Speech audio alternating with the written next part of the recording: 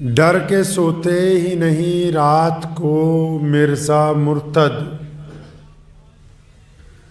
डर के सोते ही नहीं रात को मिर्ज़ा मुर्तद। आँख लगती है तो अहरार नजर आते हैं। तो फिर अंग्रेजों ने उससे कहलवाना शुरू कर दिया कि जिहाद हराम है, कहलवाना शुरू कर दिया। और आज भी लोगों ने इसके मुतालिक बड़ी अफवाहें उड़ाई कि इस्लाम ने जिहाद के ऐलान किया। इस्लाम ने जिहाद का ऐलान उन मजलूम गरीब मुस्तहिक लोगों के लिए, उन आतंकवादियों के खिलाफ किया है, उन गैरों के खिलाफ किया जो दूसरों की बेटियों की इज्जतें लूटते थे। किसी निहत्थे को मारने का नाम इस्लाम ने जिहाद नहीं दिया।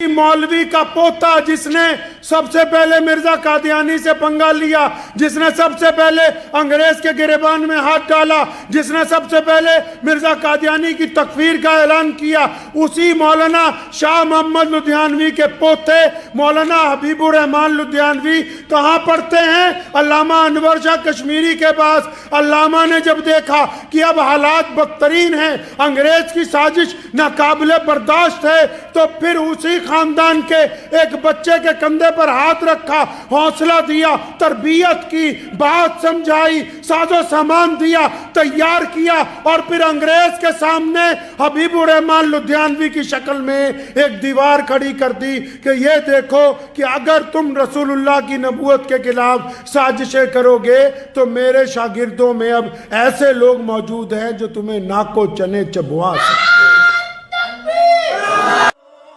डर के सोते ही नहीं रात को मिर्ज़ा मुर्तद। डर के सोते ही नहीं रात को मिर्ज़ा मुर्तद। आँख लगती है तो अहरार नजर आते हैं। बात उन दिनों की है जब 1857 की जंग आज़ादी नाकाम होने के बाद पूरे देश में अंग्रेज ने हजारों लोगों को फांसी दी और जिन लोगों को फांसी दी उनमें बड़ी तादाद उस वक्त के मौलवियों की थी। और माहौल ऐसा हो गया पूरे मुल्क का कि अंग्रेज को लगने लगा कि अब वो वक्त आ गया है कि जब तक दुनिया है तब तक अंग्रेजों का ही शासन रहेगा इस देश पे। 1857 के बाद कुछ वक्त गुजरता गया तो मलका बरतानिया ने गुरदासपुर की कचहरी में काम करने वाले एक मुलाजिम को, जो कि एक आंख से काना था, जिसकी अपने ख़ानदान में, मोहल्ले में, माशरे में कोई बड़ी हैसियत नहीं थी, तो उसको इस काम के लिए तैयार किया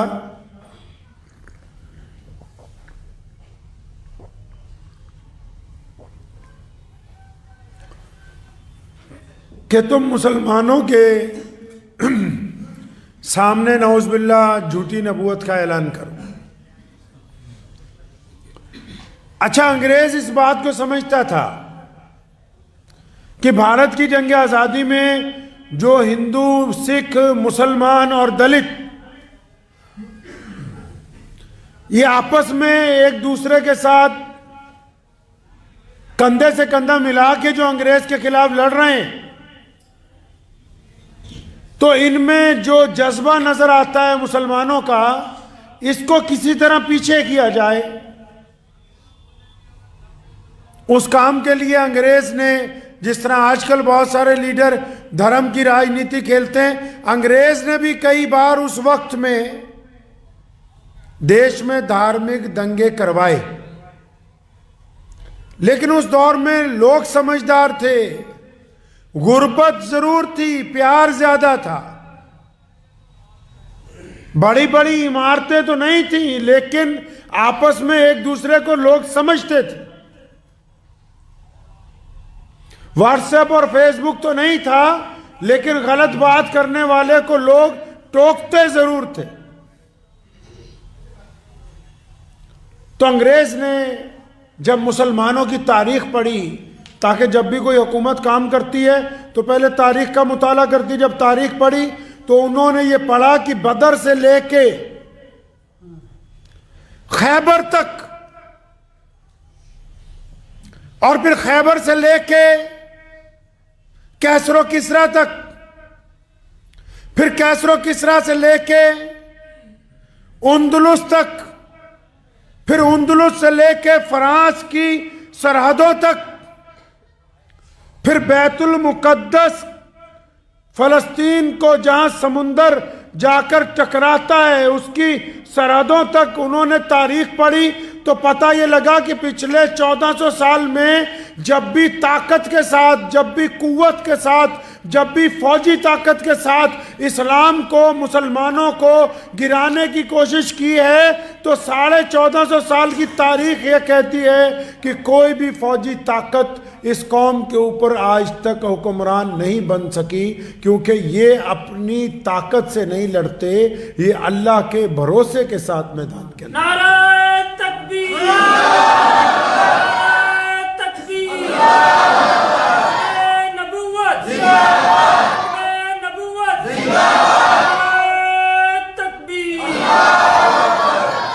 अच्छा, जब अंग्रेज को ये पता लग गया, समझ आ गई बात कि भी लड़ने से कुछ नहीं होगा, लड़ने से तो ये तहरीक रुक नहीं सकती, लड़ने से ये देश के लिए कुर्बानियां देनी बंद नहीं करेंगे, लड़ने से ये भगत सिंह की हिमायत से पीछे नहीं हटेंगे, अगर हम सिर्फ इनको मारते रहेंगे तब भी ये सुभाष चंद्र बोस का साथ नहीं छोड़ेंगे, अगर हम इनको अंदर जेलों में देते रहे तब भी ये गांधी के साथ खड़े हुए नजर आते रहेंगे, अगर हम इनको अंदर गिरफ्तार करते रहे तब भी ये सतगुरु प्रताप सिंह के साथ कभी ना कभी मैदान में निकल के हमारे सामने आते रहेंगे। तो फिर मुसलमानों के लिए एक अलग से अंग्रेज ने साजिश तैयार की, उस साजिश का नाम जमात अहमदिया रखा, और उसका जो बानी था मरदूद मिर्जा कादियानी, उसको ये कहा कि तुम झूठी नबूवत का ऐलान कर दो।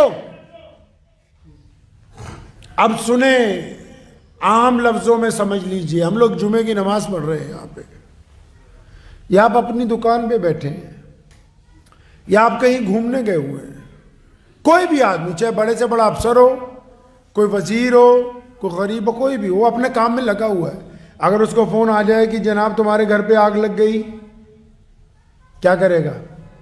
दुकान पे रहेगा? नमाज ही पढ़ता रहेगा? नहीं, सारे काम छोड़ के पहले अपने घर को बचाने के लिए जाएगा। तो अंग्रेजों ने ये साजिश तैयार की कि अगर नौजुबिल्लाह प्यारे नबी हजरत मोहम्मद रसूलुल्लाह सल्लल्लाहु अलैहि वसल्लम की जगह जबकि कोई आ तो नहीं सकता, लेकिन अगर झूठा ऐलान भी करवा दें तो मुसलमान भारत की जंग आज़ादी को छोड़ के उस बंदे को पीछे लग जाएंगे कि ये तू क्या बदमाशी कर रहा है, पहले अपना घर बचाएंगे और हमें इस देश में ज्यादा राज करने का मौका मिलेगा। इसलिए मिर्जा कादियानी ने झूठी नबूवत का ऐलान किया। और आप अंदाजा लगाएं, आज भी अगर कोई सरकार, कोई राज्य सरकार हो या बड़ी सरकार हो या बाहर के देशों में जैसे अमेरिका है, फ्रांस है, जो वीटो पावर की ताकत रखते हैं, कोई सरकार अगर किसी बंदे के साथ हो तो उसकी तो चाल ही बदल जाती है। तो मिर्जा गुलाम कादियानी के साथ तो अंग्रेजों का गवर्नर था, अंग्रेज सिपाही थे, अंग्रेज के जितने स्टेट के गवर्नर थे उन सबको पता था कि ये मिर्जा कादियानी हमारा चेला है, हमारा बंदा है, इसको हमने मुसलमानों के खिलाफ लगाया है, ये जहां जाएगा इसकी हिफाजत भी करनी है, इसकी इशाअत भी करनी है। अब जब मिर्जा गुलाम कादियानी ने अपनी शरारतें शुरू की तो फिर अंग्रेजों ने उससे कहलवाना शुरू कर दिया कि जिहाद हराम है, कहलवाना शुरू कर दिया। और आज भी लोगों ने इसके मुतालिक बड़ी अफवाहें उड़ाई कि इस्लाम ने जिहाद के ऐलान किया। इस्लाम ने जिहाद का ऐलान उन मजलूम गरीब मुस्तहिक लोगों के लिए, उन आतंकवादियों के खिलाफ किया है, उन गैरों के खिलाफ किया जो दूसरों की बेटियों की इज्जतें लूटते थे। किसी निहत्थे को मारने का नाम इस्लाम ने जिहाद नहीं दिया। तो मिर्जा गुलाम कादियानी को अंग्रेज ने लगाया, इश्तिहार छापने शुरू किए मिर्जे की तरफ से कि अंग्रेज बहुत अच्छे हैं, अंग्रेजों की सरकार बहुत अच्छी है, अंग्रेजों की मलका बहुत अच्छी है। और क्योंकि जब किसी को सरकारी सरपरस्ती हासिल हो, वो ये समझता होता है कि अब मेरे खिलाफ कोई बोलेगा नहीं। लेकिन मौलाना शाह मोहम्मद साहब लुधियानवी रहमतुल्लाह अलैह ने और उनके भाई मौलाना शाह अब्दुल्ला लुधियानवी रहमतुल्लाह अलैह और उनके भाई मौलाना शाह अब्दुल अजीज लुधियानवी, इन तीनों ने डंके की चोट पर ऐसे वक्त में ऐलान किया जब लोग अंग्रेज से थर थर कांप रहे थे, जब लोग अंग्रेज की नौकरियां ले रहे थे, जब लोग अंग्रेज से सर का लकब हासिल कर रहे थे, जब लोग अंग्रेज की अदालतों में जज और काजी की नौकरी तलाश कर रहे थे, उस दौर में जब अच्छे अच्छों के पैर हिल गए थे, तब इन्होंने ऐलान किया कि दुनिया जाए इधर से उधर हो जाए, मोहम्मदुर रसूलुल्लाह की जगह अगर कोई झूठा नबी लेके आओगे तो क़यामत तो आ सकती है, उसको नबी बर्दाश्त नहीं किया जाए। नारा तकबीर, नारा तकबीर, मैं नबूवत, मैं नबूवत, नारा तकबीर। अंग्रेज के खिलाफ ये जबरदस्त चोट थी, धचका लग गया अंग्रेजों को कि हमने तो समझा था कि हमारे इस तुरब के पत्ते के खिलाफ कोई बोलेगा नहीं, कोई टोकेगा नहीं। फिर अंग्रेज ने फितना शुरू किया हिंदुस्तान के लोगों में कि जो आज़ादी की लड़ाई लड़ भी रहे हैं ना, उनमें अपने मुखबर, अपने टोटी भेजे। ये मिर्जा गुलाम कादियानी भी अंग्रेज का टोटी था, अपने टोटी भेजे। हिंदू भाइयों को यह कहा कि मुसलमानों के साथ मिलकर आज़ादी में ना लड़ना, मुसलमानों को यह कहा हिंदुओं के साथ मिलकर ना लड़ना, सिखों को समझाया कि इनके खिलाफ आपस के अंदर ना लड़ना। जब इन सब को कहा तो फिर मौलाना शाह मोहम्मद लुधियानवी ने अंग्रेज की इस चाल को भी पहचाना। और उस दौर में जब पूरा मुल्क चुप था तो फिर दूसरा फतवा, पहला फतवा तो यह दिया कि मिर्जा कादियानी मुर्तद है। सुने मेरे लफ्जों को, आजकल कई डुप्लीकेट वारिस पैदा हो गए, अपने आप को कहते हैं कि मिर्जा कादियानी ये था, काफिर नहीं था। उलमा लुधियाना ने मिर्जा गुलाम कादियानी की तकफीर का फतवा जारी किया, मुर्तद होने का फतवा जारी किया। काफिर तो सिर्फ झूठ बोलने वाले को कहते हैं और मुर्तद उसको कहते हैं जिसने बगावत की हो। और याद रखो, दुश्मन के साथ वक्त आने पर सुलह हो सकती है, और अगर कोई देश से गद्दारी कर दे, धर्म से गद्दारी कर दे, तो गद्दारों के साथ किसी कानून में सुलहनामा नहीं लिखा जाता है। नारे तकबीर,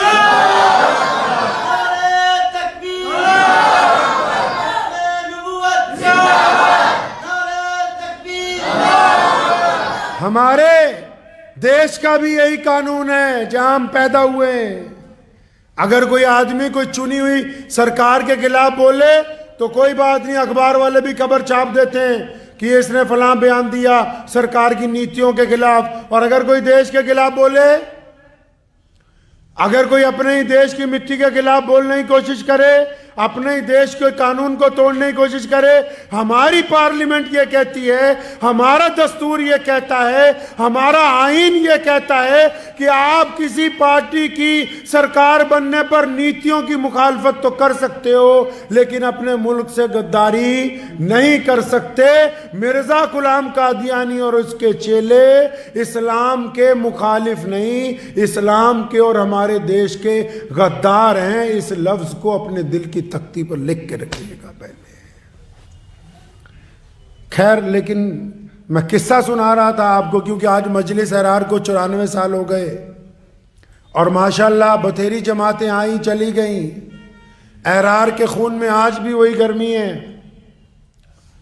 बथेरे लोग आए और चले गए, लेकिन पूरे मुल्क में नस्ल दर नस्ल हिंदो पाक में मजलिस अहरार के जो अरकान हैं वो आज भी ख़त्म नबूवत सल्लल्लाहु अलैहि वसल्लम पर किसी के साथ कोई समझौता बर्दाश्त नहीं करते। और इस हद तक हैं कि अगर कोई मुर्तद कादियानी के साथ सलाम दुआ रखता हो तो हम उससे भी सलाम दुआ नहीं रखना चाहते, क्योंकि जो मोहम्मद रसूलुल्लाह के दुश्मन के साथ बैठना कुछ बात नहीं समझता हो, इस्लाम कहता है कि वो भी इस्लाम से खारिज है। ऐसे इंसान के साथ भी ताल्लुक़ रखना जायज़ नहीं है। वक्त गुजरता गया, अंग्रेज इसको हवा देते रहे, हवा बना दिया कादियानियों का पूरे देश में। जब पूरे देश में हवा बनने लगा, मुसलमानों के ईमान पर खतरा डगमगाने लगा, तो फिर एक बुजुर्ग उठे। उनका नाम था हजरत मौलाना सैयद अल्लामा अनवर शाह कश्मीरी रहमतुल्लाह अलैह। उन्होंने इस तकलीफ को महसूस किया कि ये क्या हो रहा है। अंग्रेज मुसलमानों के खिलाफ इतनी बड़ी साजिश लेके आ रहा है। उनके शागिर्द थे जो लोग उनके पास पढ़ते थे दारुल देवबंद में। अल्लामा ने फिर अपने शागिर्दों को तैयार किया। शागिर्दों को परखा तो एक शागिर्द पर नजर पड़ गई। कौन सा शागिर्द? उसी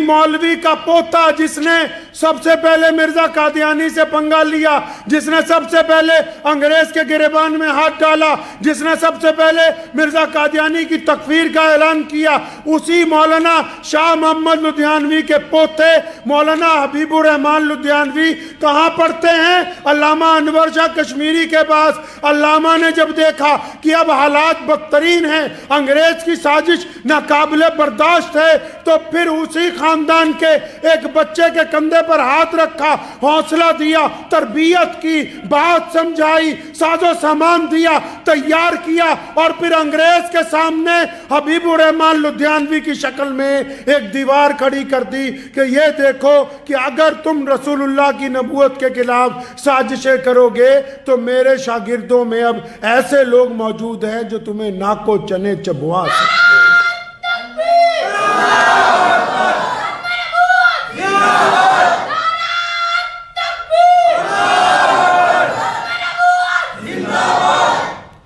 अल्लामा अनवर शाह कश्मीरी रहमतुल्लाह अलैह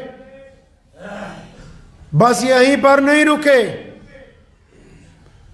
अल्लामा ने उस वक्त के तमाम अकाबिर उलमा को चिट्ठी लिखी और यहां तक फरमाया कि अगर हम खत्मे नबूवत सल्लल्लाहु अलैहि वसल्लम की हिफाजत नहीं कर सके, अगर हम ताजे नबूवत की हिफाजत नहीं कर सके, तो खुदा की कसम गली का कुत्ता हमसे बेहतर है। फरमाया जब ये बात हुई, पूरे मुल्क में जब चर्चा हुआ, फिर जब अल्लाह मदद पे आते हैं, अल्लामा अनवर शाह कश्मीरी के हम पल्ला, उनके बराबर के एक और बुजुर्ग उठे उसी सरजमीन के साथ। उनका नाम है हजरत अक़दस मौलाना शाह अब्दुल कादिर रायपुरी रहमतुल्लाह अलैह। सहारनपुर में, रायपुर में वो खानका आज भी मौजूद हैं। अब देखो, पहले एक वली अल्लाह साथ था, अब दो हो गए। एक और एक दो नहीं होते, एक और एक 11 होते हैं। और फिर जब वो भी उठे तो फिर चुनना शुरू किया कि ऐसे लोगों को लाओ जो रसूलुल्लाह के लिए जुनून की हद तक प्यार करते हो। तो फिर अल्लामा की निगाह पड़ी सैयद अताउल्लाह शाह बुखारी पर, जो सैयद थे, मुल्तान में रहते थे। मुल्तान में हजरत का इंतकाल हुआ, पटना में पैदा हुए। फिर मौलाना अबुल कलाम आज़ाद आ गए, उन्होंने कहा एक जमात होनी चाहिए। उन्होंने कहा हाँ, बाकायदा एक ऐसी जमात तैयार करो जो मुसलमानों की तरफ से अंग्रेज के टोटियों को बेनकाब करेगी, जो आज़ादी के लिए लड़ने वालों के खिलाफ मुखबरियां करने वालों को बेनकाब करेगी। एक ऐसी जमात होनी चाहिए जो ये बता सके लोगों को कि तुम्हारा दोस्त कौन है, दुश्मन कौन है। एक ऐसी जमात हो जो इस बात के लिए लोगों में बेदारी ला सके कि कौन रसूलुल्लाह का आशिक है, कौन मुनाफिक है, जो गैर मुस्लिमों को भी ये बता सके कि देश का मतवाला कौन है और बेईमान कौन है। तो फिर 1929 दिसंबर आज के दिन लाहौर के हबीब हाल के अंदर मजलिस एहरार इस्लाम के नाम की एक जमात बनाई गई जो आज तक अल्हम्दुलिल्लाह मौजूद है, जिसके बानी रईसुल एहरार हज़रत मौलाना हबीबुर रहमान लुधियानवी अव्वल रहमतुल्लाह अलैह, अमीर शरीयत सैयद अताउल्लाह शाह बुखारी रहमतुल्लाह अलैह, चौधरी अफजुल हक साहब मरहूम रहमतुल्लाह अलैह, मास्टर ताजुद्दीन साहब अंसारी लुधियानवी रहमतुल्लाह अलैह, शेख हसामुद्दीन साहब रहमतुल्लाह अलैह, मौलाना मजहर अली अजहर। और ये वो जमात बनाई जिसमें शिया सुन्नी बरेलवी देवबंदी अंसारी पठान सारे ही एक जगह आ गए। मकसद क्या था कि अंग्रेज ने जो साजिश रची है भारत के खिलाफ, लेकिन उसको लिबास पहनाया इस्लाम का, उस साजिश को बेनकाब किया जाना चाहिए। और फिर ये जो मजलिस एहरार वाले हैं ना, यहीं पर नहीं रुके। अंग्रेज वायसराय ने एक कमेटी बना दी, उसका नाम रखा कश्मीर कमेटी। अल्लामा इकबाल को उसका मेंबर बना दिया। इकबाल मुसलमानों की रूह था, इकबाल मुसलमानों की आवाज़ था, इकबाल मुसलमानों का दिल था, इकबाल मुसलमानों की आंखें थी। और जब मिर्ज़ा मसरूर को, मिर्ज़ा कादियानी के जो पोता था, उस मरदूद को इस कमेटी के अंदर रखा, अल्लामा इकबाल को भी रखा। मतलब यह था कि जो कश्मीर के मुसलमान हैं पहले इनको कादियानी बनाओ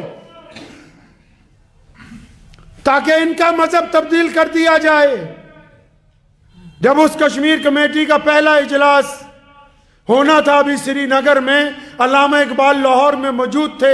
हजरत मौलाना शाह अब्दुल कादिर रायपुरी, जो लोग नहीं जानते उनको बता दूं, अब्दुल कादिर रायपुरी उस जात का नाम है जो पीर हैं बहुत बड़े, और फिर मुसलमानों के आम पीर नहीं, वो पीर हैं कारी तैयब साहब रहमतुल्लाह अलैह के, वो पीर हैं अताउल्लाह शाह बुखारी के, वो पीर हैं हबीबुर रहमान लुधियानवी के, वो पीर हैं शेख जकरिया के, वो पीर हैं उलमा देवबंद के, वो पीर हैं मौलाना अली मियां नदवी के, वो पीर हैं बड़े बड़े मौलवियों के, कोई आम बुजुर्ग नहीं है।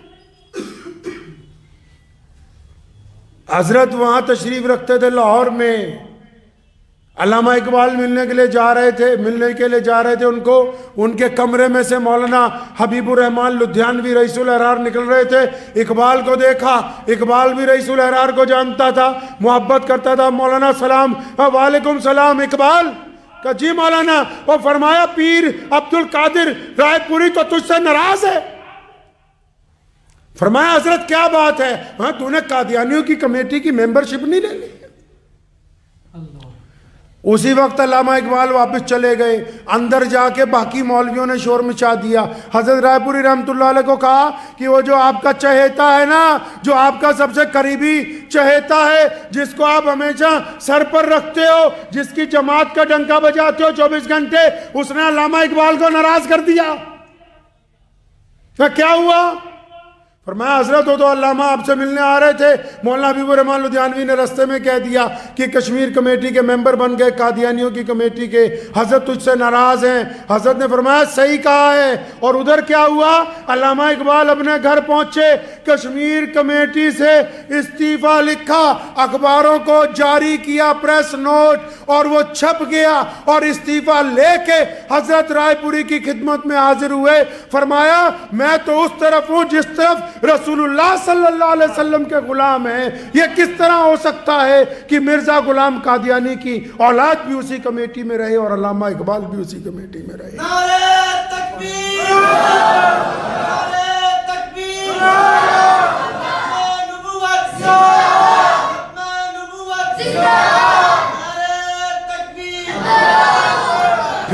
गुलाम कादियानी के चेलों ने श्रीनगर में ये नौजुबिल्ला शोर मचाया कि यहां ईसा अलैहिस्सलाम का मजार है, पढ़िए। और फिर वहां जब इजलास बुलाया तो ये मजलिस अहरार मौलाना हबीबुर रहमान लुधियानवी ने, अमीर शरीयत सैयद अताउल्लाह शाह बुखारी ने और मास्टर ताजुद्दीन अंसारी रहमतुल्लाह अलैह ने 1.5 लाख मजलिस अहरार के कारकुन पैदा किए जो लाल रंग के कपड़े पहनते थे।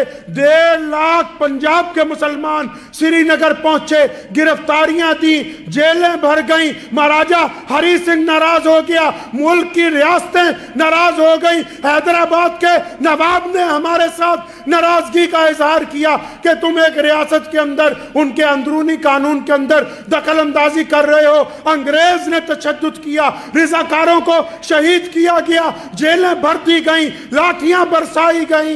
लेकिन जब तक कादियानियों को श्रीनगर से वापस कादियान नहीं पहुंचा दिया तब तक मजलिस अहरार के रजाकार कश्मीर के अंदर लड़ते रहे। नारे तकबीर, नारे तकबीर, नबूवत। ये किस्सा है जाना बीच में इसलिए सुना दिया कि कश्मीर के मुसलमानों को भी याद रहे। वहां भी अभी भी कादियानी है कहीं कहीं। कि एक वक्त था कि अंग्रेज ने पूरी साजिश तैयार की थी कि पूरी की पूरी आबादी को कादियानी बनाया जाएगा। और फिर जब ये देखा मौलाना हबीबुर रहमान लुधियानवी ने कि फितना रुकता ही नहीं है, अब जब कोई बंदा बीमार हो, बीमारी ठीक ही नहीं होती तो करना क्या है? डॉक्टर बोलता है टेस्ट करो, इसका इलाज तब होगा जब पता लगे बीमारी जिस्म से आ कहां से रही है। और गुर्दे खराब है, दिल खराब है, फेफड़ा खराब है, पित्ते में पंगा पड़ गया। तो फिर मजलिस अहरार इस्लाम के बुजुर्गों ने इसकी स्कैनिंग की तो पता लगा कि सारे झगड़े की जड़ कादियान से शुरू होती है। वहां पर लोगों को जाके बरगलाते हैं। तो फिर सन 1929 में जो मजलिस अहरार बनी थी, उन्होंने ऐलान किया कि कादियान के अंदर जाकर खत्मे नबूवत की मस्जिद बनाएंगे, वहां जाके खत्मे नबूवत का मरकज कायम करेंगे, वहां के मुसलमानों को बेदार करेंगे। तब फिर पूरे देश में से अहरार के कायदीन आखिर कादियान पहुंचे, वहां खत्मे नबूवत का मरकज कायम किया।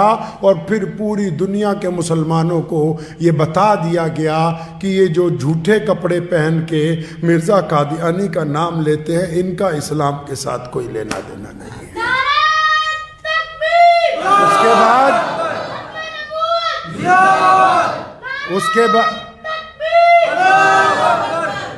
उसके बाद कादियानियत बेनकाब हो गई। अब तो बहुत बड़ा खतरा टल चुका है, वो दौर निकल गया। अंग्रेज के पिट्ठुओं को बेनकाब किया गया। कादियानियों के कहने पे हजारों ही अंग्रेज ने भारत के लोगों को सजाएं दी हैं। आज कई फिरका परस्तों को हमदर्दी आती है ना कादियानियों पे, तो मैं उनको कहा करता हूं कि पिछले 20 साल का, 100 साल छोड़ो, 20 साल का ही रिकॉर्ड निकाल लो, कितने पाकिस्तान से ISI के एजेंट जो हैं कादियान से पकड़े गए, तुम्हें पता लग जाएगा। क्योंकि ये पैसे के पूत हैं, ना उनके हैं ना इनके हैं, ये इंसानियत के दुश्मन हैं, इंसानियत के दुश्मन है ये। मीठी जुबान, हर मीठा बोलने वाला अच्छा नहीं होता है। अगर मीठा इतना अच्छा होता तो शुगर नाम की बीमारी ना आती दुनिया में। हर मीठा बोलने वाला अच्छा नहीं होता। 1947 के बाद भी कादियानियों ने जब तकसीम हो गई, सबसे ज्यादा दर्द पंजाब को झेलना पड़ा, सबसे ज्यादा तकलीफ पंजाब को उठानी पड़ी। पंजाब के चाहे सिख हों, पंजाब के चाहे हिंदू हों, पंजाब के चाहे मुसलमान हों, पंजाब के चाहे दलित हों, इन चारों लोगों को अंग्रेज की साजिश का खमियाजा भुगतना पड़ा है। सबसे बड़ी तकलीफ पंजाबियों ने उठाई है जब 1947 में इधर के पंजाबियों को उधर कर दिया गया, उधर के पंजाबियों को इधर किया गया।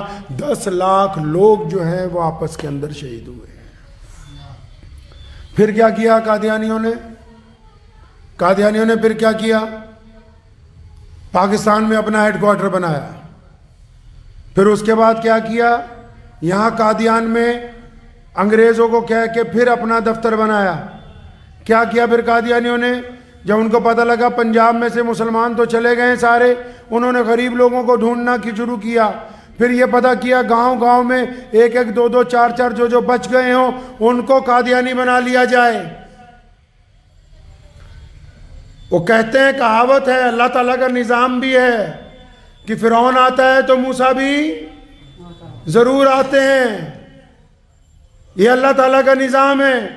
तकसीम के बाद जब सारे ही मुसलमान हिजरत कर गए, वहाँ से हिंदू सिख भाई यहाँ आ गए, तो दो दो चार, जिस तरह उधर कुछ मुसलमानों के दरमियान में हिंदू सिख भाई रह गए, यहाँ कुछ मुसलमान दो दो चार रह गए, तो कादियानियों ने फिर नई साजिश का शुरुआत की। उन्होंने कहा कि अब जो हिंदुस्तान के पंजाब में थोड़े बाद मुसलमान बच गए, उन सबको कादियानी बना लो। एक बार फिर वही मौलाना हबीबुर रहमान लुधियानवी, जिनको अल्लामा अनवर शाह कश्मीरी रहमतुल्लाह अलैह और हज़रत मौलाना शाह अब्दुल कादिर साहब रायपुरी रहमतुल्लाह अलैह ने थपकी दे के, अपना सिपह सालार बना के, अपना जर्नैल बना के आगे किया, उन्होंने पाकिस्तान जाने से इनकार कर दिया। कहा हम नहीं चाहते कि वहां जाएं, हम नहीं चाहते कि बने। दोबारा यहां आ गए। ये जिस तारीखी मस्जिद में आप बैठे हुए हैं, अपने बेटे को कहा, हज़रत मौलाना मुफ्ती मोहम्मद अहमद रहमानी लुधियानवी रहमतुल्लाह अलैह और उनके भाइयों को, दौर क्या था कि कोई मुसलमान नहीं था नमाज पढ़ने के लिए। ये जिस जगह आज आप बैठे हैं ना, सन 1950 में जब पहली दफ़ा जुमे की नमाज पढ़ानी थी तो मुफ्ती साहब रहमतुल्लाह अलैह दिल्ली गए, दो मुसलमानों की मिन्नत की। वो कहने लगे भाई किराया तू लगा देगा तो चलते। दो बंदों को लेके आए, यहाँ इस सब पर बिठाया, दो आदमियों के साथ पहली नमाज जुमा अदा की। पंजाब की मस्जिदों में दोबारा अजान होने वाली पहली मस्जिद। और फिर जो काम शुरू किया, दोबारा कादियानियों ने साजिशें शुरू की, कभी दाईं तरफ से हमला, कभी बाईं तरफ से हमला।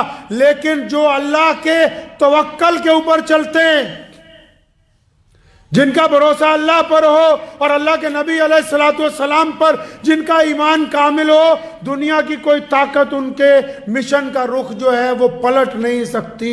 कादियानी जहाँ जहाँ गए पिछले 50 सालों में, मौलाना ने अपना मिशन अपने बेटे को, और उस बेटे को जिसका नाम अपने बाप के नाम पर रखा,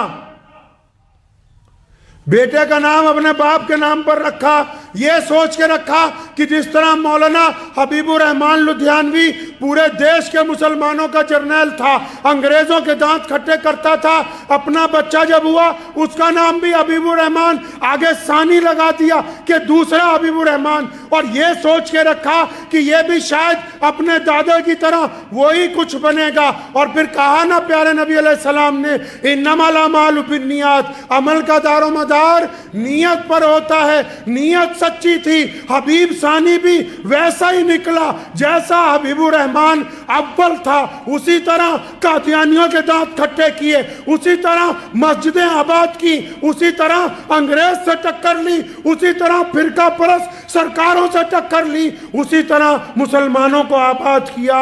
और इस हालत में जनाजा उठा कि बाप ने तो 2 लोगों को लेके जुमा पढ़ाया था, बेटे के जनाजे में 10 लाख लुधियाना के अंदर मुसलमान मौजूद थे। नारे तकबीर, नारे तकबीर, अपने नबूवत जिंदाबाद, अपने नबूवत जिंदाबाद, नारे तकबीर। ये कुर्बानियों की वो तवील, जिसमें बेइंतहा मुकदमे हैं, जेलें हैं, कैदे हैं, फांसी के फंदे हैं, घर की कुर्की है, दीवारों का गिराया जाना है। लेकिन इतनी लंबी मुसीबतें, परेशानियों के बावजूद जो टिके रहते हैं उनको एहरार कहते हैं। एहरार अरब का लफ्ज है, अरबी का। एहरार हुर्रियत से बना। हुर्रियत का मतलब आज़ाद, मतलब आज़ाद बंदों की आज़ाद जमात, जो किसी की गुलामी को बर्दाश्त ना करते हो, तभी तो अहरार अंग्रेज के खिलाफ लड़े, तभी तो अहरार कादियानियत के खिलाफ लड़े, तभी तो अहरार मस्जिदों को आबाद करते, तभी तो अहरार गिरते हुए को छाती से लगाते, तभी तो अहरार किसी का जुल्म बर्दाश्त करने के लिए तैयार नहीं है। सिर्फ नाम रखने से कुछ नहीं होता। जिनके किरदार बोलते हैं कि वो अहरार थे, वो कल भी अहरार थे, आज भी अहरार हैं और क़यामत तक ये अहरार इंशाअल्लाह ताला जिंदा रहेंगे इंशाअल्लाह ताला। क्योंकि अहरार जिस्म का नाम नहीं है, अहरार एक सोच का नाम है, एक मिशन का नाम है, एक इरादे का नाम है। तो मजलिस अहरार के आज 94 साल हो गए और जितने लोग लुधियाना में रहते हैं मुसलमान, ये तो फितरतन ये अहरारी हैं। क्योंकि जब भी आपको पता है, हम सब लोग जब इकट्ठे होते हैं किसी मामले में, फिर हम ये नहीं देखते कि हम किस मसलक से हैं, किस बरादरी से हैं। हमारा मकसद सिर्फ अल्लाह और उसके रसूल सल्लल्लाहु अलैहि वसल्लम की रज़ा हासिल करना होता है। तो आज मजलिस अहरार के जब 94 साल हुए, हम उन तमाम अकाबरीन को याद करते हैं जिनकी दुआओं की बदौलत और जिनकी सरपरस्ती की बदौलत आज हम सब लोग अल्लाह के फजलो करम से बड़ी आज़ादी के साथ अपने मुल्क के अंदर। एक बात आपको कहता चलूँ, बहुत सारे लोग जो हैं क्योंकि नेगेटिव सोचते हैं, मैं किसी की हिमायत के अंदर ये बात नहीं कह रहा हूँ, ये समझ लीजिए आराम से कि हमने अपने देश के लिए जो कुर्बानियाँ दी हैं उसका सबसे बड़ा फ़ायदा ये है कि मुल्क में कानून का राज है, अदालत का राज है। आपको जो बात कहनी है आप सरे बाज़ार कहते हैं, वरना अंग्रेज़ का दौर ऐसा था कि इधर आप बात कहते थे और उधर हुकूमत उठा के आपको जेल के अंदर डाल देती। तो अब ये तो बात कहने वालों को सोचना है कि उनमें जज्बा है या नहीं है। अपनी बुज़दिली का इल्ज़ाम किसी हुकूमत पर मत लगाइए। लोगों को, मुल्क को, कौम को, दीन को, शरीयत को आपकी ज़रूरत है, आपके जज्बों की, आपके इखलाक की, आपके किरदार की। तो इसलिए एक बार फिर हम इरादा करते हैं आज के दिन इंशाअल्लाह ताला कि इसी जज्बे के साथ ये मिशन जारी रहेगा, आने वाली नस्लों के अंदर भी जारी रहेगा। और कादियानियत क्या, जितने नए कादियानियों के चेले बने हैं 2-4, वो सारे मिल के भी अगर पूरी ताकत लगा लें, पूरी ताकत लगा लें, तो मैं उन्हें कहना चाहूँगा तारीख पढ़ लें। रईसुल अहरार मौलाना हबीबुर रहमान लुधियानवी जब इस ज़मीन से उठे थे ना, अंग्रेज से जब टक्कर ली थी, कादियानियों के जब दांत तोड़े थे, तो दुश्मन के साथ साथ अपनों ने भी टांगे खींची थी। तारीख पढ़ लो उठा के। लेकिन जब कोई अल्लाह के भरोसे निकलता है तो फिर टांगे खींचने वालों की परवाह नहीं करते, जब तक नीयत पाक है। आप भी याद रखिएगा इस बात को, जब तक नीयत पाक है, हलक से उतरने वाले लुकमे हलाल के हैं। कोई मर्जी दुश्मन की सफ में जाकर खड़ा हो जाए, दुनिया की सारी ताकतें एक तरफ हैं, अल्लाह की ताकत से फतेह इस्लाम का मुकद्दर है, उसको कोई रोक नहीं सकता। वाखिर दावाना अनिल हम्दुलिल्लाहि रब्बिल आलमीन।